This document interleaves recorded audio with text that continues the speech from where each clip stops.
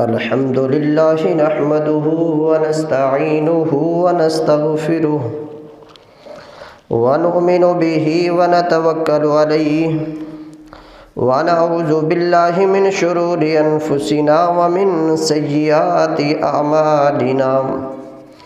من يهده الله فلا مضل له ومن يضلله فلا هادي له ونشهد أن لا إله إلا الله وحده لا شريك له ونشهد أن محمدا عبده ورسوله قال الله تبارك وتعالى في القرآن المجيد والفرقان الحميد إنا أعطيناك الكوثر فصل لربك وانحر صدق الله مولانا العظيم إن الله وملائكته يصلون على النبي يا أيها الذين آمنوا صلوا عليه وسلموا تسليما الصلاة والسلام عليك يا سيدي يا رسول الله وعلى آلك وأصحابك يا سيدي يا حبيب الله الصلاة والسلام عليك يا سيدي يا رحمة للعالمين وعلى آلك وأصحابك يا سيدي يا خاتم النبيين مولاي صل وسلم دائما أبدا على حبيبك خير الخلق كلهم مولاي صل وسلم دائما أبدا على حبيبك خير الخلق كلهم محمد سيد الكونين والثقلين محمد سيد الكونين والثقلين والفريقين من عرب ومن عجم مولاي صل وسلم دائما أبدا على حبيبك خير الخلق كلهم۔ اللہ تبارک و تعالیٰ کی حمد و ثنا کے بعد نبی کریم رؤوف الرحیم احمد مجتبیٰ حضرت محمد مصطفیٰ صلی اللہ علیہ وآلہ وصحبہ وسلم کی ذات اقدس پر درود و سلام کا نذرانہ پیش کرنے کے بعد اللہ وحدہ لا شریک کی ذات بابرکات کا بے پناہ شکر و احسان ہے، اس کی توفیق ہے، اس کا کرم اور فضل ہے، اس کی رحمت ہے کہ اس نے ہمیں آج ایک مرتبہ پھر جمعۃ المبارک کی ان عظیم بابرکت اور رحمت و فضیلت والی گھڑیوں کے اندر اپنے اس عظیم غار خانہ خدا مسجد میں جمع ہونے کا موقع نصیب فرمایا ہے۔ دعا ہے اللہ رب العزت ہمارا آج یہاں پر آنا، بیٹھنا، اکٹھے ہونا، ذکر و اذکار کا کرنا اور سننا اور انشاءاللہ نماز جمعۃ المبارک کا ادا کرنا، اس سب کو اپنی عظیم المرتبت بارگاہ میں قبول فرمائے، اور آج کے ذکر خیر کو سن کر سنا کر ہم سب کو اس پر عمل پیرا ہونے کی بھی توفیق عطا فرمائے، اور اللہ رب العزت آج کے اس ذکر خیر کو ہم سب کے لیے قیامت والے دن ذریعہ نجات بنائے، آمین یا رب العالمین۔ آج کے جمعۃ المبارک کا موضوع حضور علیہ السلام نبی کریم علیہ السلام کے دینوی خصائص و کمالات، یعنی دنیا کے اندر اللہ تبارک و تعالیٰ نے جو حضور علیہ السلام کو خصوصیات عطا فرمائیں، جو کمالات، امتیازات، شانیں، رتبے، فضیلتیں عطا فرمائیں، اس کا آج تیسرا حصہ، تیسرا جمعۃ المبارک ہے،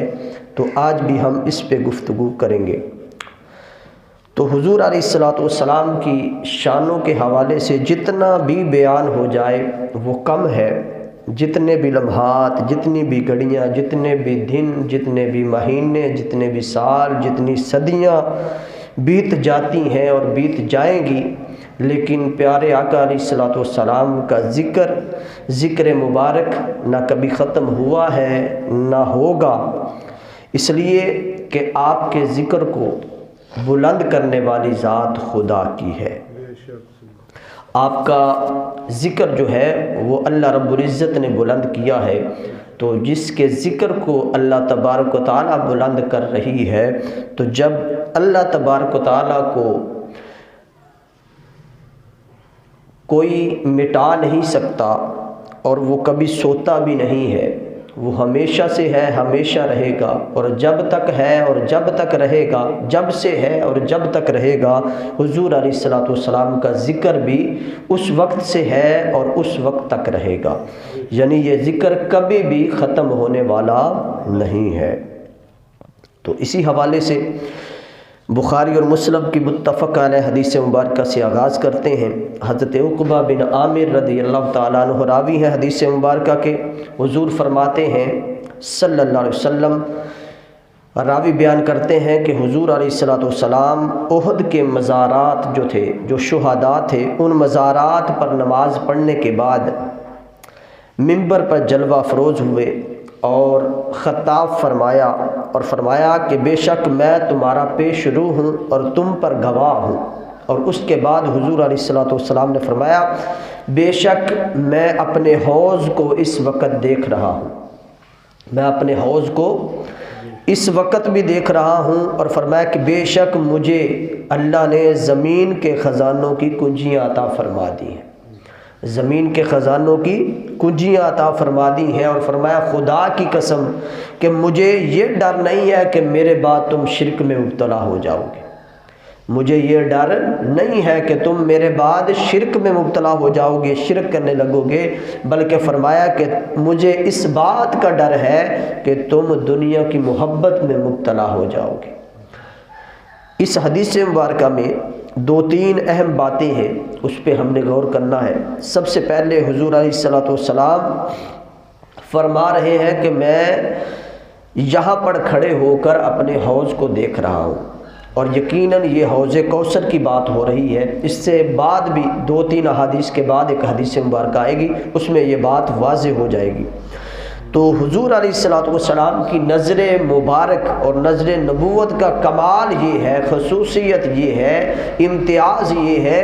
کہ ہم یہاں دنیا پہ کھڑے ہو کر ایک دیوار کے پیچھے نہیں دیکھ سکتے، ایک پردے کے پیچھے نہیں دیکھ سکتے۔ یہ کمال، یہ خصوصیت، یہ امتیاز، یہ رتبہ، یہ فضیلت صرف حضور کو حاصل ہے کہ کھڑے دنیا کے اندر ہیں اور دیکھ حوض کوثر کو رہے ہیں، یعنی دنیا میں کھڑے ہو کر جنت کو دیکھ رہے ہیں۔ تو حضور علیہ الصلوۃ والسلام کی یہ شان،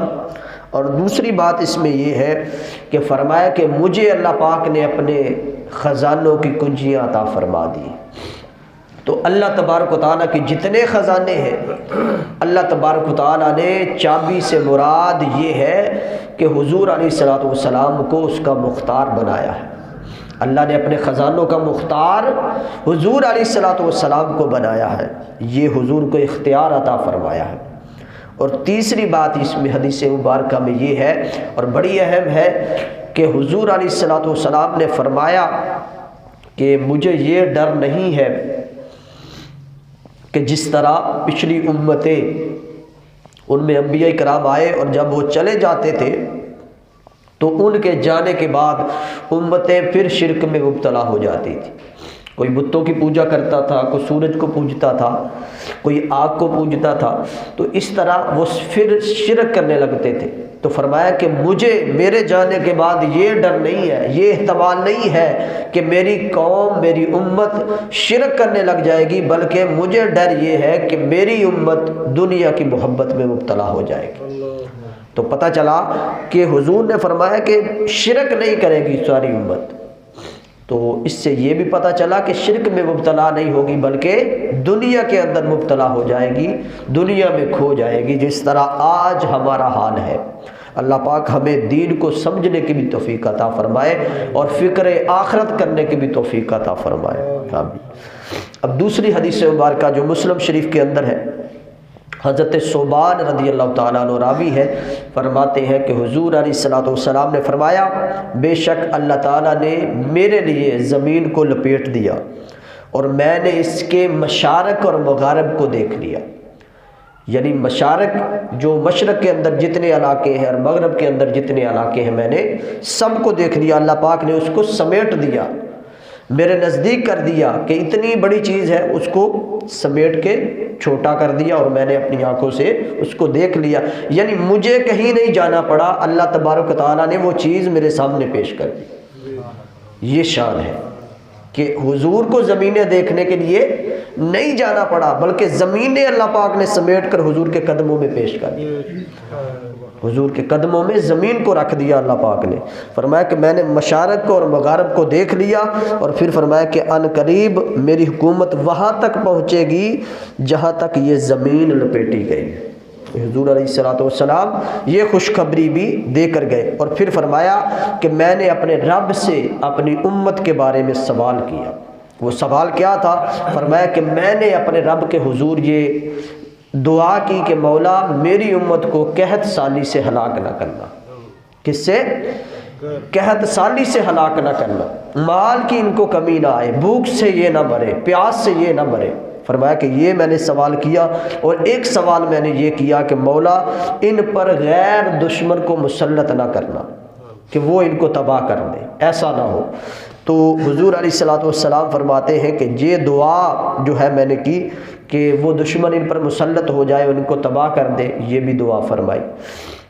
کہ ایسا نہ ہو۔ یہ دونوں دعا فرما کے فرمایا کہ اللہ تبارک و تعالیٰ نے پھر فرمایا کہ بے شک، حضور فرماتے ہیں کہ میرے رب نے پھر فرمایا جب میں نے یہ دونوں دعائیں کی کہ اے محمد صلی اللہ علیہ وسلم، جب میں ایک فیصلہ کر لیتا ہوں تو اسے واپس نہیں لوٹاتا، واپس نہیں لیتا۔ تو فرمایا کہ اگرچہ میں نے آپ کی دعا کو قبول کر لیا ہے، میں نے نہ آپ کی امت قحط سالی سے ماروں گا اور نہ اس پہ غیر سے دشمن کو مسلط کروں گا۔ فرمایا کہ آپ کی اس دعا کو قبول کر لیا ہے، لیکن یہ ہو سکتا ہے کہ ان کے اندر ہی کوئی لوگ اٹھے اور ایک دوسرے کو مارنے لگ جائے، قیدی بنانے لگ جائے، یعنی آپس کے اندر فتنہ فساد اور لڑائی جھگڑوں سے مریں گے۔ لیکن یہ دو دعائیں میں نے حضور آپ کی قبول کر لی ہے، ان پر کبھی مال کی کمی نہیں ہوگی، یہ قحط سالی سے نہیں مریں گے اور نہ ہی غیر دشمن مسلط ہو جائیں گے کہ وہ اس کو تباہ کر دیں، وہ اسے شکست نہیں دے سکتے۔ تو یہ دونوں دعائیں قبول فرما لی۔ اس حدیث مبارکہ میں غور کریں تو دو باتیں بڑی اہم ہیں۔ ایک تو میں نے بیان کر دی کہ اللہ تبارک و تعالیٰ نے یہ امت مصطفیٰ صلی اللہ علیہ وسلم کو آپ کے واسطے سے، آپ کے دعا کے وسیلے سے یہ خصوصیت عطا فرما دی کہ حضور اور تو سب کچھ ہو سکتا ہے، لیکن یہ جو دعائیں آپ نے کی ہیں ان دعاؤں کو میں نے قبول کر لیا ہے، اب یہ اس کے مخالف فیصلہ نہیں ہو سکتا کہ کبھی بھی آپ کی امت قحط سالی سے ہلاک نہیں ہوگی اور نہ کوئی دشمن ان کو تباہ و برباد کر سکے گا۔ ایک تو یہ بات پکی ہو گئی، اور دوسری اہم بات اس حدیث مبارکہ میں یہ ہے کہ فرمایا کہ میرے لیے اللہ پاک نے زمین کو لپیٹ دیا، یعنی سمیٹ دیا، میرے نزدیک کر دی، اور میں نے مشارق اور مغارب کو بیٹھ کر دیکھ لیا، جتنے بھی علاقے تھے یہاں پر بیٹھ کر دیکھ لیا۔ تو جب ہم حضرت سلیمان علیہ السلام کا واقعہ پڑھتے ہیں نا، یا قرآن پاک کی تفسیر پڑھتے ہیں، قرآن پاک کا ترجمہ پڑھتے ہیں اور حضرت سلیمان علیہ السلام کا واقعہ آتا ہے، تو اس کے اندر اللہ تبارک و تعالیٰ نے یہ فرمایا کہ ہم نے ہوا کو حضرت سلیمان علیہ السلام کے تابع کر دیا تھا۔ حضرت سلیمان علیہ السلام اس ہوا پر بیٹھ کر سیر کیا کرتے تھے، اور تفسیر کے اندر حدیث مبارکہ ملتی ہے کہ آپ صبح کے وقت اس ہوا پر بیٹھ جاتے، اور ایک ماہ جتنا بندہ چلتا ہے، سفر کرتا ہے، اتنی وہ ہوا آپ کو اپنے اوپر بٹھا کر لے جاتی تھی، آپ کو سیر کرواتی تھی۔ اسی طرح شام کو جتنی مسافت بندہ ایک ماہ کے اندر، ایک مہینے کے اندر طے کرتا ہے، وہ ہوا حضرت سلیمان علیہ السلام کے تابع تھی، انہیں بٹھا کر اپنے اوپر ایک مہینے کی مسافت کے لیے سیر کرواتی تھی۔ یہ سلیمان علیہ السلام کا مقام ہے کہ ہوا ان کے تابع تھی، ہوا لے کے جاتی تھی اور زمین پھر کر سیر کر کے آتے تھے۔ اور آقا علیہ الصلوۃ والسلام میرے اور آپ کے آقا کی شان یہ ہے کہ اللہ تبارک و تعالیٰ نے آپ کو سیر کرنے کے لیے نہیں بھیجا، بلکہ زمین کو لپیٹ کر سمیٹ کر آپ کے سامنے پیش کر دیا کہ سلیمان علیہ السلام پیغمبر ہو کر خود جایا کرتے تھے، اے مصطفیٰ زمین آپ کے لیے خود آپ کے قدموں میں آئے گی، جو زمین آپ دیکھنا چاہتے ہیں وہ زمین خود آپ کے پاس آئے گی۔ تو اللہ تبارک و تعالیٰ نے یہ شان حضرت محمد مصطفیٰ صلی اللہ علیہ وسلم کو عطا فرمائی ہے کہ حضرت سلیمان علیہ السلام خود تشریف لے جایا کرتے تھے، لیکن حضور علیہ الصلوۃ والسلام کی شان یہ ہے کہ زمین خود اپنے آپ کو دکھانے کے لیے حضور کے قدموں میں آ جاتی ہے، یہ مقام ہے۔ تو یہ دو اہم باتیں تھیں اس حدیث مبارکہ کے اندر۔ اب تیسری روایت وہ بھی متفق علیہ ہے، یعنی بخاری میں بھی ہے اور مسلم شریف کے اندر بھی حدیث مبارکہ موجود ہے۔ حضرت ابو سلمہ رضی اللہ تعالی عنہ راوی ہے، فرماتے ہیں کہ میں نے حضرت عائشہ رضی اللہ تعالی عنہا سے پوچھا کہ ام عائشہ یہ بتائیے کہ حضور علیہ الصلوۃ والسلام رمضان المبارک کے اندر جب نماز پڑھتے تھے تو آپ کی نماز کیسی ہوتی تھی؟ تو حضرت عائشہ رضی اللہ تعالیٰ عنہ فرماتی ہے کہ حضور رمضان اور غیر رمضان کے اندر 11 رکعتوں سے زیادہ نہیں پڑھتے تھے، اور فرماتی ہے کہ پہلے 4 رکعتیں پڑھتے تھے، ادا کرتے تھے۔ فرمایا کہ ان کے حسن اور طوالت کو تم مجھ سے نہ پوچھو کہ ان کا حسن اور پڑھنے کا انداز اور طوالت یعنی لمبائی کتنی تھی، کتنا ان کو لمبا کرتے تھے، یہ نہ پوچھو۔ اس کا مطلب یہ ہے کہ حضور علیہ الصلوۃ والسلام بڑے ہی پیارے انداز کے اندر اور بڑی لمبی رکعتیں کر کے ان کو ادا کرتے تھے۔ جب کوئی پوچھتا ہے نا کوئی بہت بڑی بات کہ اس ماحول کا بتاؤ، تو بندہ اگر بہت زیادہ ماحول ہو، بہت اچھی چیز ہو، تو بندہ کہنا تو میرے کو نہ ہی پوچھتے چنگا، اس طرح یہ نا، یعنی اتنا ماحول ہے کہ میں کیسے بتاؤں، ایسی خوبصورت چیز ہے کہ نہ ہی پوچھو تو بہتر ہے، میں کیا کیا چیز بتاؤں اور کیا رہنے دوں۔ تو حضرت ام عائشہ یہاں پر بتا یہ رہی ہیں کہ ان کو ادا کرنے کا حسن اور ان کی طوالت یعنی اتنا لمبا کرتے تھے 4 رکعتوں کو کہ تم کچھ نہ پوچھو، اتنی خوبصورت انداز میں آپ نماز کو ادا کرتے تھے۔ تو اللہ پاک ہمیں بھی اس فیض میں سے جو حسن اور طوالت حضور کی نماز میں تھا، اس کا کچھ فیض ہماری نمازوں کو بھی عطا فرمائے، آمین۔ تو فرمایا کہ اس کے بعد پھر آپ 4 رکعتیں ادا فرماتے اور ان کا حسن اور طوالت یہ بھی نہ پوچھو مجھ سے، اور پھر فرمایا کہ 3 رکعتیں ادا کرتے۔ یہ حدیث مبارکہ بیان کر کے پھر حضرت عائشہ فرماتی ہیں کہ میں نے عرض کی یا رسول اللہ صلی اللہ علیہ وسلم، آپ وتر پڑھنے کے بعد، آپ وتر پڑھنے سے پہلے سو جاتے ہیں اور پھر جب اٹھتے ہیں تو آپ وتر ادا کرتے ہیں، یعنی وتر اسی وقت نہیں پڑھتے بلکہ سو کے پھر پڑھتے ہیں۔ تو فرماتے ہیں یعنی ام عائشہ رضی اللہ تعالیٰ عنہ کے کہنے کا مطلب یہ تھا کہ حضور علیہ الصلوۃ والسلام وتر نہیں پڑھتے تھے اور سو جاتے تھے، اور سو کر جب اٹھتے تھے اسی طرح وتر پڑھ لیتے تھے، یعنی وضو دوبارہ نہیں کرتے تھے۔ تو اس کے جواب کے اندر حضور علیہ الصلوۃ والسلام نے ارشاد فرمایا، اے عائشہ میری آنکھیں سوتی ہیں، میرا دل جاگتا ہے۔ میری آنکھیں سوتی ہیں لیکن میرا دل نہیں سوتا، میرا دل جاگتا رہتا ہے۔ وہ اس سے مراد کیا ہے؟ حضرت اکرمہ رضی اللہ تعالیٰ عنہ نے بھی اس کو بیان کیا ہے، اور کہ اس سے مراد یہ ہے کہ اگر ہم سو جائیں نا تو ہمارا وضو ٹوٹ جاتا۔ آپ اگر 1 منٹ کے لیے بھی سو گئے اور صورت قائم نہ رہی، ہوش نہ رہا، یعنی ان لمحات کے اندر بھی آپ کو معلوم نہیں، چاہے کچھ دیر کے لیے ہی آنکھ لگی لیکن آپ کو یاد نہیں رہا، ہوش میں نہیں رہے کہ ان لمحات کے اندر آپ کا وضو برقرار رہا یا نہیں رہا، تو وضو آپ کا ٹوٹ گیا۔ آپ لیٹ گئے، سو گئے، رات بھی بسر کر لی یا کچھ گھنٹوں کے لیے سو گئے، تو پھر بھی آپ کا وضو اور میرا وضو نہیں رہے گا۔ سب کے لیے یہی ہے لیکن حضور کے لیے حکم کچھ اور ہے۔ یہ صرف حضور کا خاصہ ہے، یہ آپ کی خصوصیت ہے کہ آپ سو کر بھی اٹھ جائیں تو وضو ٹوٹتا نہیں ہے۔ یہ کمال ہے حضور علیہ الصلوۃ والسلام کا۔ میرا اور آپ کا وضو سونے سے ٹوٹ جاتا ہے، لیکن ایک ہستی ایسی ہے جنہیں مصطفیٰ کہتے ہیں، ان کا وضو سونے سے بھی نہیں ٹوٹتا۔ اکرمہ کہتے ہیں کہ نیند میں وضو ٹوٹنے سے کوئی اور محفوظ نہیں ہے، سب کا ٹوٹ جاتا ہے، لیکن وہ ہستی جن کا سونے سے بھی وضو نہیں ٹوٹتا وہ مصطفیٰ کی ہستی ہے۔ یہ حضرت اکرمہ نے بیان فرمایا ہے۔ اس کے بعد چوتھی روایت ہے، یہ بھی متفق علیہ ہے، یعنی بخاری کے اندر بھی اور مسلم شریف کے اندر بھی موجود ہے۔ حضرت عبداللہ بن عباس فرماتے ہیں ایک مرتبہ حضور علیہ السلام کے زمانہ مبارک کے اندر، عہد مبارک کے اندر سورج کو گرہن لگا، سورج گرہن ہوا اور آپ صلی اللہ علیہ وسلم نے پھر نماز پڑھائی، نماز کسوف آپ نے ادا فرمائی، اور پھر صحابہ کرام رضوان اللہ تعالی علیہم اجمعین نے عرض کی یا رسول اللہ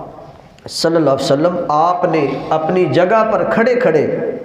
کوئی چیز پکڑی تھی نماز کے اندر، اپنی جگہ پر کھڑے کھڑے کوئی چیز پکڑی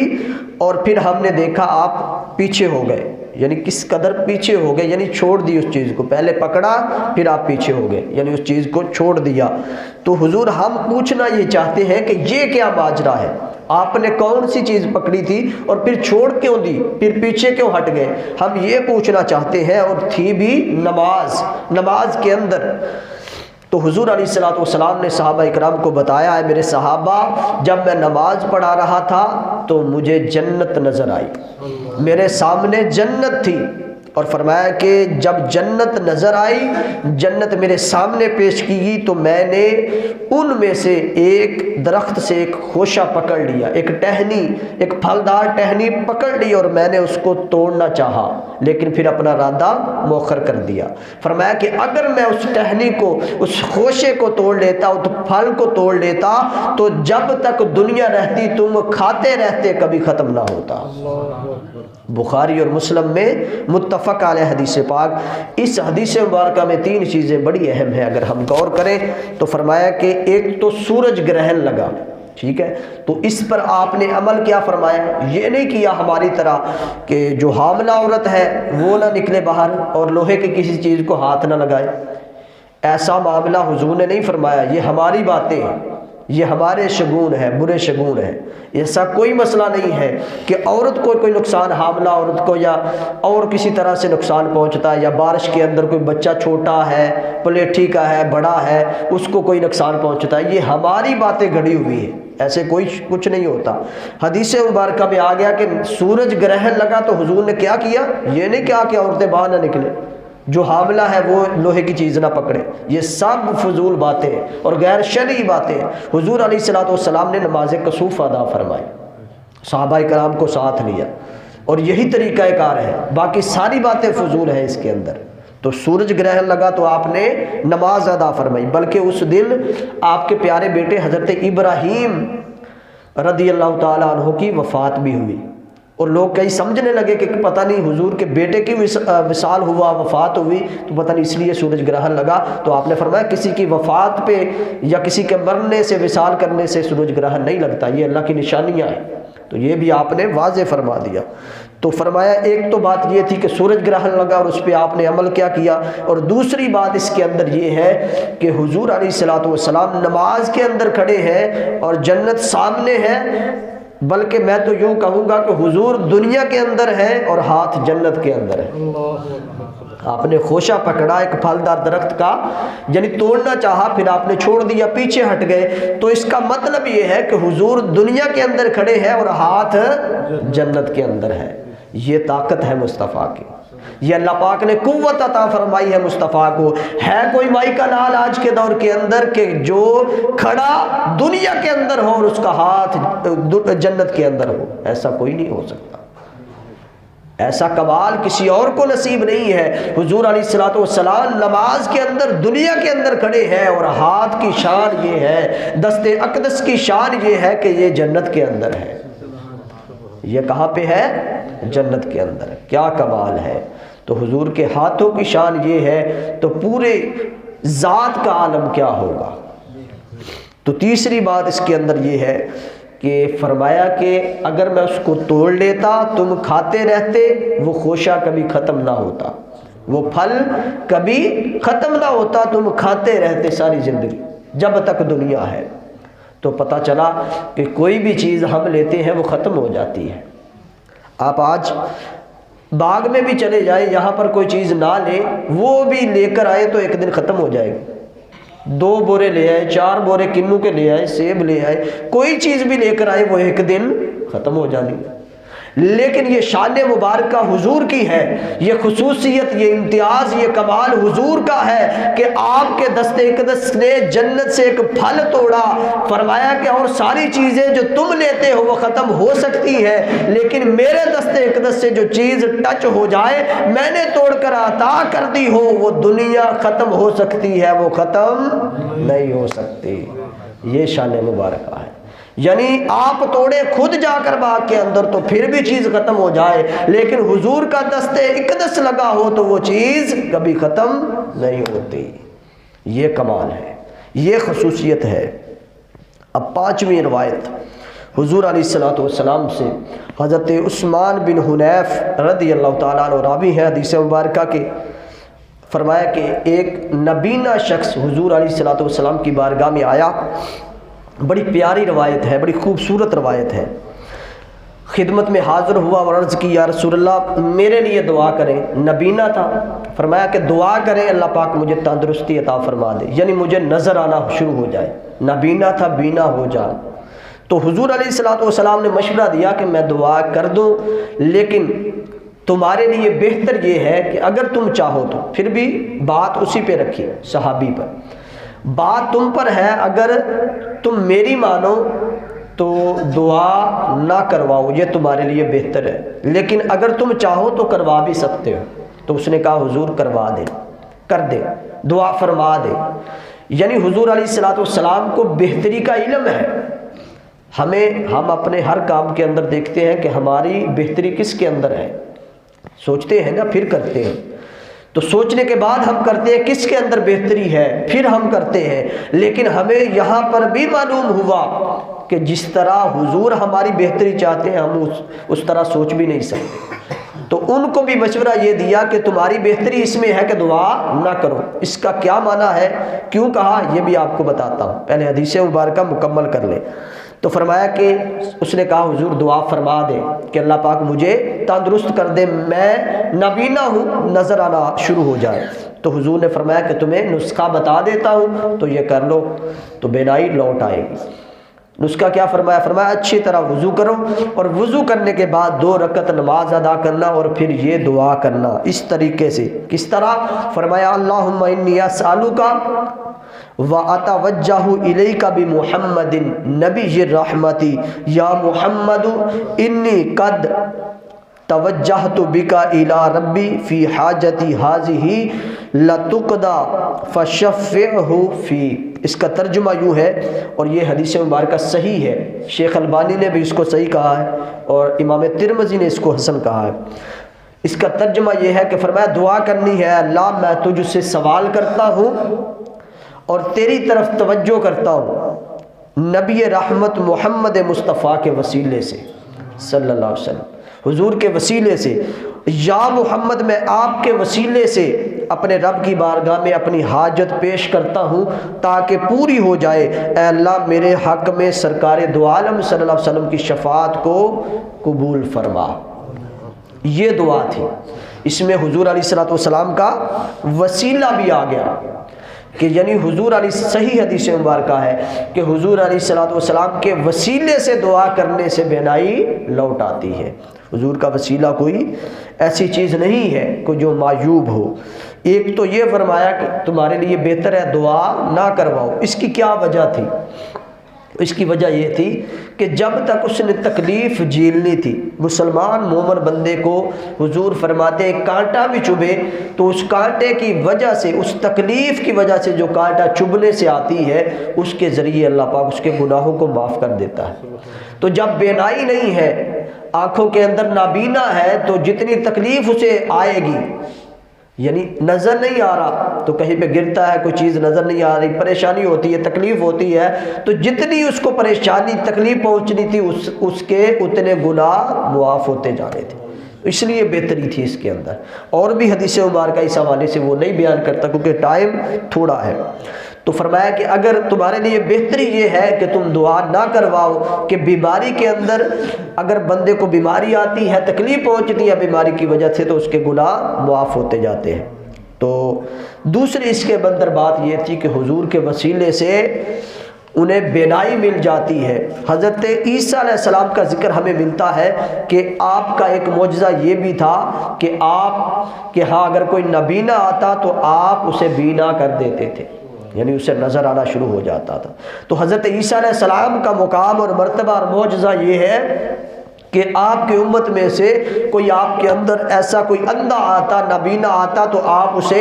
اللہ کے حکم سے بینا کر دیتے، اسے نظر آنا شروع ہو جاتا۔ اور امت مصطفیٰ کے اندر صلی اللہ علیہ وسلم آپ نے طریقہ یہ بتایا ہے، میرے صحابہ اگر تم میں سے کوئی نابینا ہو جائے تو یہ دعا پڑھنا جس میں میرے واسطے کا، میرے وسیلے کا ذکر آتا ہے، اللہ پاک بینائی عطا فرما دے گا۔ تو عیسیٰ علیہ السلام خود کرتے تھے تو بینائی آ جاتی تھی۔ امت مصطفیٰ کا احوال یہ ہے کہ اگر حضور کا وسیلہ ہی ڈل جائے تو بینائی واپس آ جاتی ہے، یہ کمال ہے۔ چھٹی حدیث مبارکہ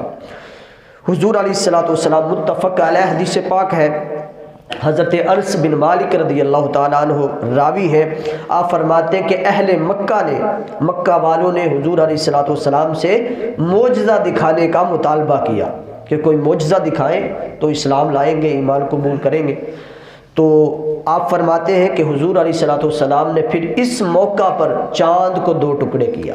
وہ جو آپ حدیث مبارکہ سنتے ہیں یہ متفق علیہ حدیث پاک ہے، بخاری کے اندر بھی اور مسلم کے اندر بھی۔ تو فرمایا کہ 2 مرتبہ آپ نے چاند کے 2 ٹکڑے کیے، ایک مرتبہ نہیں یہ ہوا، کتنی مرتبہ؟ 2 مرتبہ آپ نے چاند کو 2 ٹکڑے کیا۔ اور مسلم کے الفاظ یہ ہے، ابن مسعود بیان کرتے ہیں کہ جب حضور علیہ الصلوۃ والسلام کے عہد مبارک کے اندر، زمانہ مبارک کے اندر آپ نے چاند کو 2 ٹکڑے کیا، تو چاند جب 2 ٹکڑے ہوا تو آپ اس کا جو ہے واقعہ بیان کرتے ہوئے فرماتے ہیں کہ 2 ٹکڑے تھے، ایک ٹکڑا پہاڑ کے نیچے چھپ گیا اور ایک پہاڑ کے اوپر تھا، یعنی سارے نظارہ کر رہے تھے۔ اور کیسا وہ نظارہ ہوگا کہ چاند تو پہلے کبھی 2 ٹکڑے ہوتا نہیں دیکھا تھا، آج جب 2 ٹکڑے ہوا تو 2 ٹکڑے بھی دیکھ لیے کہ ایک پہاڑ کے اوپر ہے، ایک چھپ گیا ہے، تو کیسا وہ منظر ہوگا۔ میں تو وہ منظر سوچ کے لطف اندوز ہوتا ہوں کہ کیسا وہ منظر ہوگا، اور صحابہ اکرام اور آپ کے ماننے والوں کی کیفیات کیا ہوگی کہ چاند بھی کبھی 2 ٹکڑے ہوا، انہوں نے بھی کبھی نہیں سنا تھا، انہوں نے دیکھا بھی کبھی نہیں تھا، اور ہم نے نہ سنا ہے، سنا تو تھا لیکن دیکھا نہیں۔ اسی لیے کہتا ہوں کہ کتنے لطف اندوز ہوئے ہوں گے کہ ہم نے سن کر اتنی مرتبہ سبحان اللہ کہا ہے، ان کی آنکھوں کے سامنے 2 مرتبہ 2 ٹکڑے ہوا، تو کیا عالم ہوگا ان کا، سبحان اللہ۔ تو یہاں پر ایک اور چیز بھی اس حدیث مبارکہ کی روح سے ہمیں ملتی ہے کہ حضور علیہ الصلوۃ والسلام کسی اور چیز کو بھی 2 ٹکڑے کر سکتے تھے، لیکن آپ نے چاند کو ہی 2 ٹکڑے کیوں کیا؟ یہ سوال بنتا ہے۔ اس لیے کہ اللہ تبارک و تعالیٰ کی ذات سب کچھ دیکھ رہی ہے، اور اس نے ہر چیز بنائی ہے، اور آنے والے احوال بھی اس کے اندر ہے، تو اسے پتا تھا کہ ایک وقت آئے گا دنیا اتنی ترقی کر جائے گی کہ دنیا چاند پر بھی پہنچ جائے گی، چاند پر بھی قدم رکھ دے گی، چاند پر بھی پہنچ جائے گی۔ اس لیے کہ جب دنیا چاند پر پہنچے گی اور چاند پر قدم رکھے گی تو ہو سکتا ہے کوئی یہ کہہ دے کہ آپ کا، جس کا آپ کلمہ پڑھتے ہیں، جسے آپ محمد مصطفیٰ کہتے ہیں، جو اللہ کے رسول ہیں، آپ جن کے امتی ہیں، انہوں نے بہت سارے کمالات دکھائے ہیں، لیکن یہ کمال ان میں نہیں تھا کہ وہ چاند پر بھی پہنچے ہیں۔ تو اس لیے اللہ پاک نے چاند 2 ٹکڑے ہونے کا معجزہ حضور کو عطا فرمایا۔ اے نبی، اگر کل کو آنے والے انسان یہ سمجھے کہ ہم بہت ترقی کر گئے ہیں، ہم نے سائنس اتنی پڑھ لی ہے اور ہم چاند پر قدم رکھ رہے ہیں، تو آپ کے پاس یہ معجزہ ہونا چاہیے کہ آپ کی انگلی مبارک سے چاند 2 ٹکڑے ہو جائے، کہ آپ وہ سمجھتے رہے کہ ہم نے قدم رکھا ہے، اور لوگوں کو، امتیوں کو، آپ کے کلمہ پڑھنے والوں کو یہ علم ہو، تم نے صرف قدم رکھا ہے، میں نے 2 ٹکڑے کر کے دکھائے ہیں، میں نے ان کو 2 ٹکڑے کر کے دکھائے، تم نے تو فقط قدم رکھا ہے۔ تو مصطفیٰ کی شان اس لیے بھی یہ ہے کہ آپ نے چاند کو 2 ٹکڑے کیا کہ آنے والی نسل، آنے والے انسان جو سائنس پڑھ کر اتنی ترقی کر گئے ہیں وہ سمجھ جائے کہ تم سائنس کل لے کر آئے ہو، میرے آقا اس سے پہلے گزر چکے ہیں۔ تو یہ شان بھی حضور علیہ السلام کی ہے۔ اور آخری حدیث مبارکہ سنیے، ایک حدیث مبارکہ چھوڑ رہے ہیں کیونکہ ٹائم ہو گیا ہے، تو اسی حوالے سے ایک اور حدیث مبارکہ ہے اور حدیث مبارکہ بھی صحیح ہے۔ حضرت اسماء بنت امیس رضی اللہ تعالیٰ عنہ بیان کرتی ہیں، راوی ہیں کہ حضور علیہ السلام پر وحی کا نزول ہو رہا تھا، آپ پر وحی نازل ہو رہی تھی اور آپ کا سر مبارک، سر اقدس مولا علی المرتضیٰ کی گود کے اندر تھا۔ آپ کا سر اقدس مولا علی المرتضیٰ کی گود میں تھا اور وہ عصر کی نماز نہ پڑھ سکے تھے، عصر کی نماز ابھی ادا کرنی تھی، یہاں تک کہ فرماتی ہیں سورج غروب ہو گیا۔ کیا ہوا؟ سورج غروب ہو گیا۔ تو حضور علیہ السلام کی آنکھ کھلی تو آپ نے پوچھا علی نماز ادا کر لی تھی؟ فرمایا نہیں۔ تو آپ نے پھر دعا فرمائی، اے